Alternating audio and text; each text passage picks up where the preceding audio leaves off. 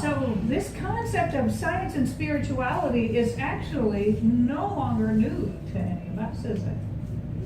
As a matter of fact, we probably all have a wealth of information at our disposal at this point, because this whole concept of science and spirituality has been burgeoning. It's been popping out everywhere for quite a while now. As a matter of fact, I think it's probably 10, 12, 14 or so years since What the Bleep Do We Know came out. All I know is I lived in North Carolina, and I don't now, so it had to be before 2007. Longer than that. Yeah, okay. It was before I moved to Florida. Yeah, okay.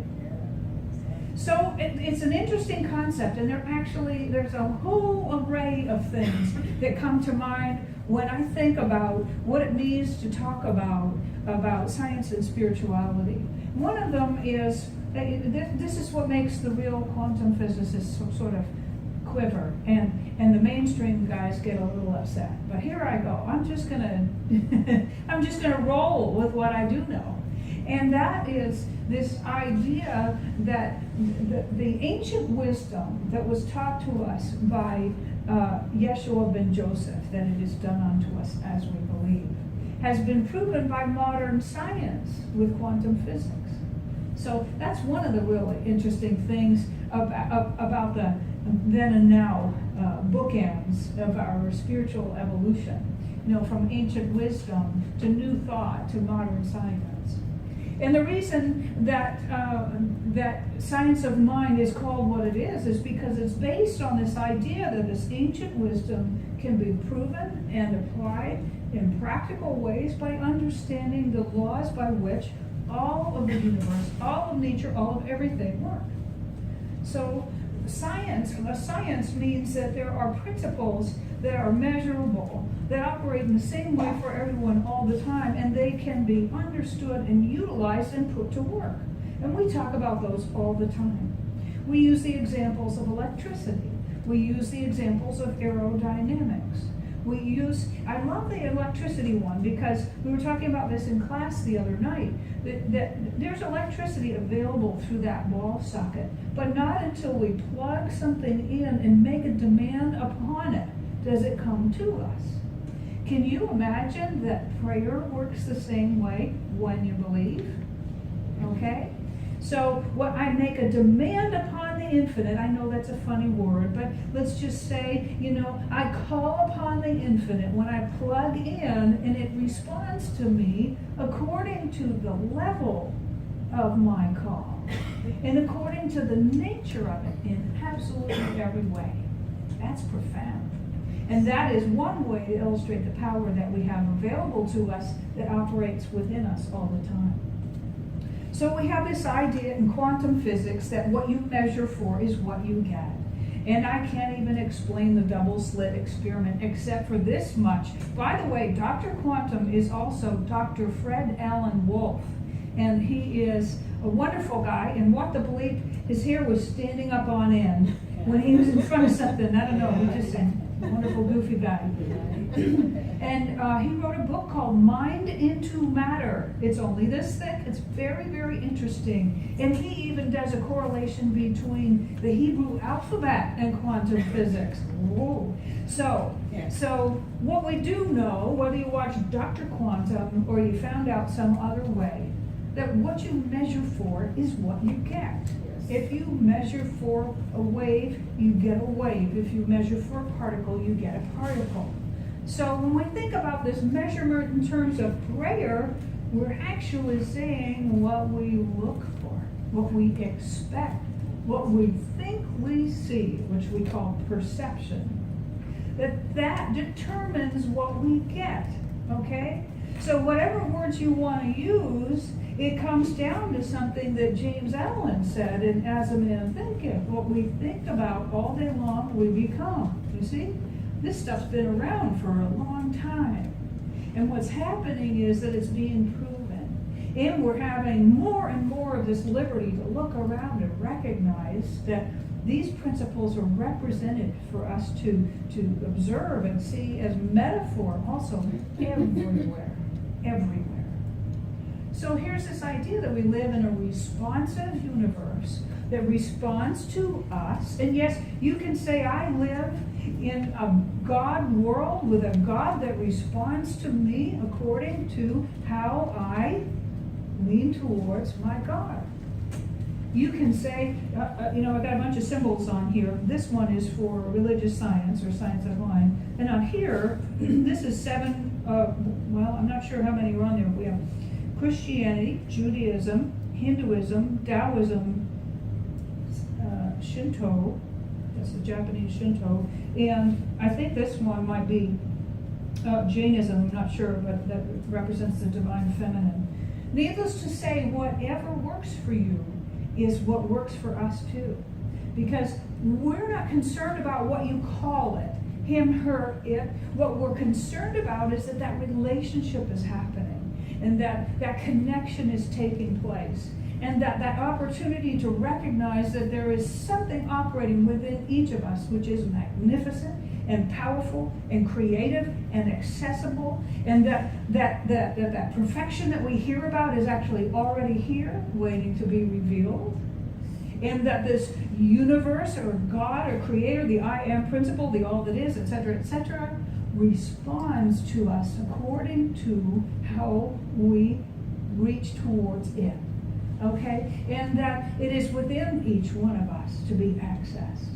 How confused do we get when we think it matters what we call that power? How confused do we get when we think it's in somebody else and she's not here today? Or it's in someone else and he's busy, or it's in someone else and they won't even talk to me. When in psychology, see, there are a lot of sciences actually involved in this message this morning. In psychology and in the social sciences, there are a couple of interesting things. There's the self-fulfilling prophecy, which many of us have heard a whole lot about. I learned that one in a sociology class, right?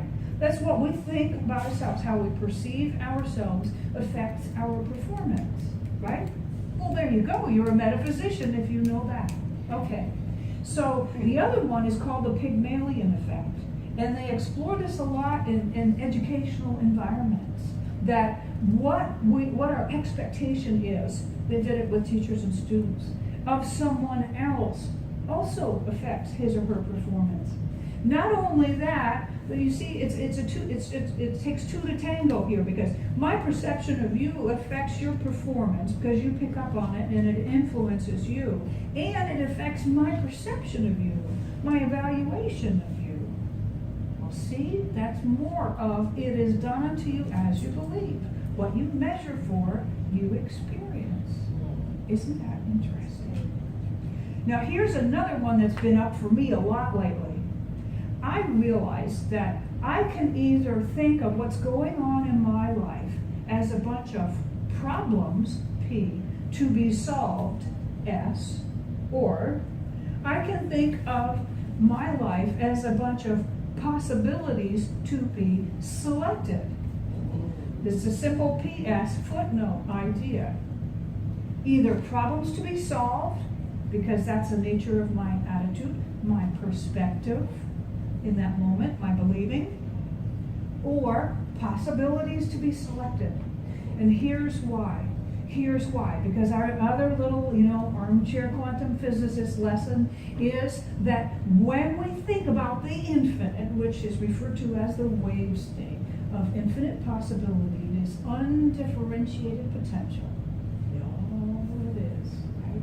When we think of it in a particular way, it becomes particularized in that way.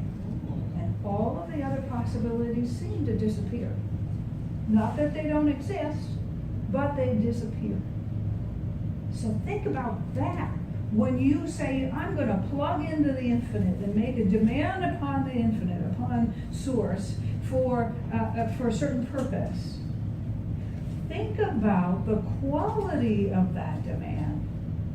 You say, well, I gotta get in line because there's 6.5 billion people on this planet, and I don't know when my number's gonna come up. I could be waiting for days or weeks or months for my ship to come in, or for my thing to work out, or for the economy to change, or my family to like me, or whatever other conditions, right?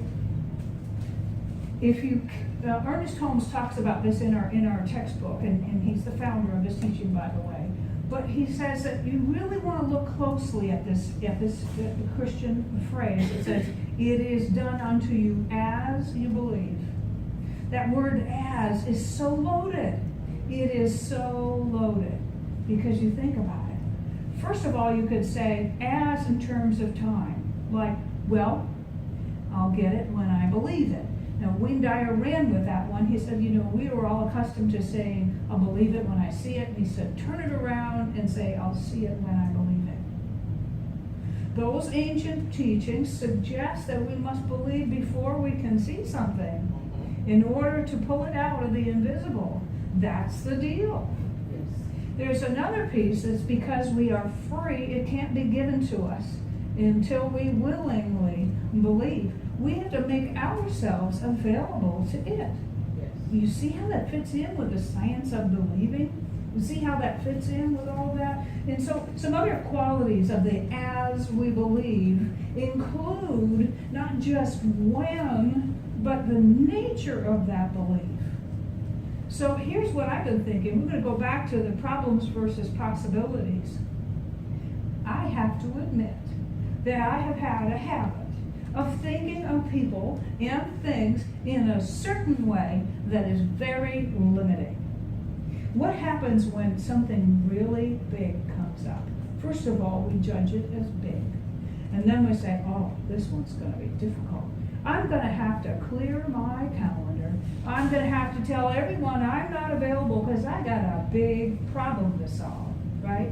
And then we get so involved with it, thinking of it as big, thinking of it as difficult, thinking of it as trying, thinking that it's just about going to do us in, thinking we might give up. What are we doing? What are we doing? We're doing something that's common, and it is so not useful because all it does is make the hill steeper, the rock bigger, the solution harder to identify and to implement. We might go so far as to figure out, well, I know exactly what we need, but we don't have that, so we're just done, right?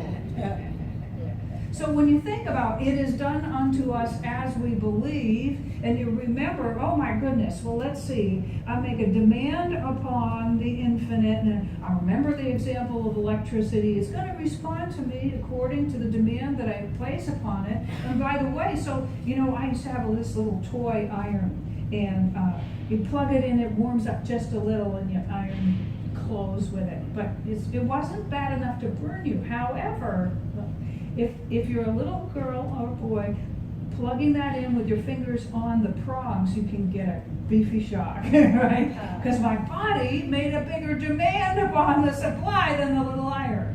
Okay, so anyway, think about the voltage of what it is that you're plugging in.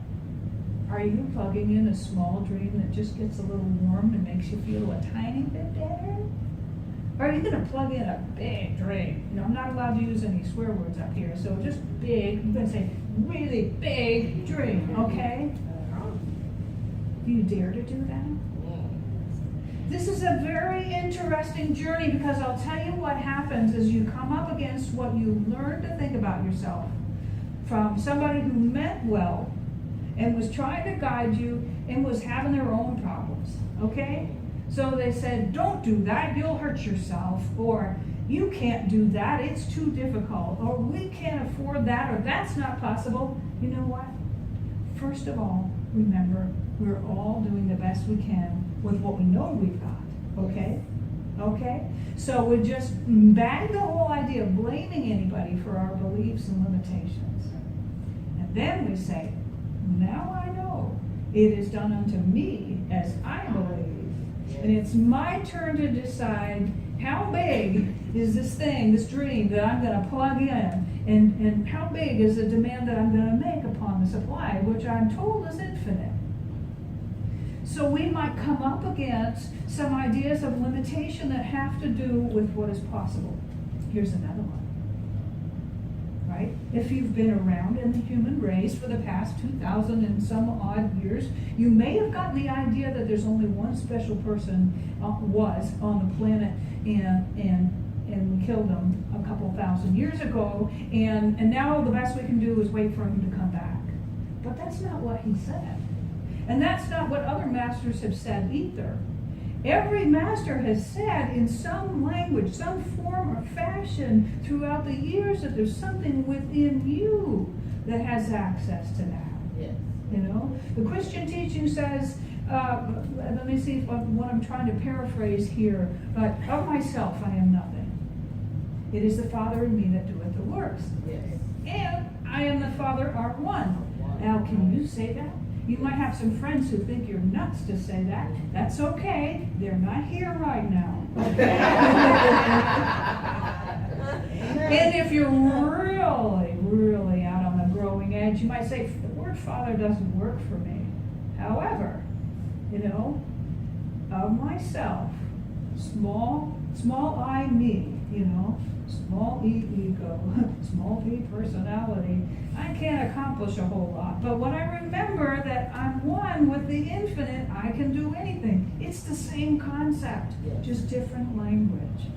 Okay? And that's what we're after in here, is getting the message across, the empowerment happening, the revelations occurring, and the great stuff being revealed, because that's what we're here for, is to reveal that magnificence that's already here.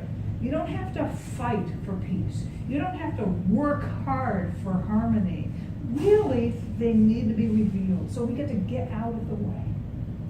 So another thing that can happen, in addition to plugging in and realizing, oh, I have a lot of limiting ideas, so my dream is so small, and I'm busy thinking it's going to be really hard, that that's the only experience that I can have, is another thing about deserving. It's another thing about deserving. There's a possibility that we have come to believe that not only is there not very much, and it's not possible for everyone, but it's definitely not okay for me. It could have been as simple as this idea that you giggled when you were cleaning your room, or whistled, or laughed, or told jokes while you were washing the dishes, or wanted to do something that was more imaginative when there was serious business to take care of at home. I was that kid, you know. And somehow you got the idea, okay, I've heard this enough. It must not be safe for me to dream. It must not be okay for me to ask for what I want. So what happens is, you either end up in a place like this at some stage in your life, or in therapy, or in a class, or all of the above. At some point realize, you know what, I love them and they were just a little bit mistaken. Not bad, just mistaken. And I'm going to forgive them right now. I'm going to forgive myself for carrying that false idea all this time. And I'm going to do whatever it takes to get comfortable with the fact that I am deserving. So much so that actually this gift, some of us call it the kingdom, has already been given to me. It's been at my bedside. It's been at my feet. It's been in my heart. It's been right here with me all along. I just didn't know my name was on that thing. I was sure there must have been a mistake, that it could be mine. Think about that. You look around and see how nature works. Lots of people are posting on Facebook about finding a nest with little eggs in it, and they take pictures every day, and they're finding little chicks are hatching, and you know, it's funny how the internet is connecting us. But there's so much renewal, birth, constantly going on. There's so many examples everywhere we look to help us know that everything is already perfect. You hear me say very often that harmony is Spirit's first law. And because that is so, everything in creation is already unified in its natural state. Once again, we don't have to go out there and make harmony happen. We don't have to make peace happen, as forcibly do either of those and a whole lot of other things. But what we can do is be instruments of peace and harmony. What we can do is recognize our natural state and dare to recognize it in other people, and dare to say it out loud. It sounds silly, different. Dare to stand in it. Dare to do all that. So the deal is that no matter how you look at it, if you're a scientist, if you're a naturalist, if you're a biologist, if you're a social scientist, if you're a psychologist, whatever it just you are, whatever you are, you will find proof that everything is in perfect and divine order. And that when you understand how that works and works with it, it works for you. And it reveals all of this possibility. The only reason that my problems are my problems is because I claim them as my problems. And the only reason that my problems are way worse than yours is because I think so. Yeah. Right? And the only reason that what I have on my to-do list is overwhelming is because I think so. I invite you to join with me and consider making some new choices. Yes. If it is done unto all of us as we believe, be willing to look at what you're thinking, how you're perceiving things, what you're believing in, what you're expecting, and you're going to find a lot of it is unconscious and habitual. Catch yourself as often as you can and make a choice.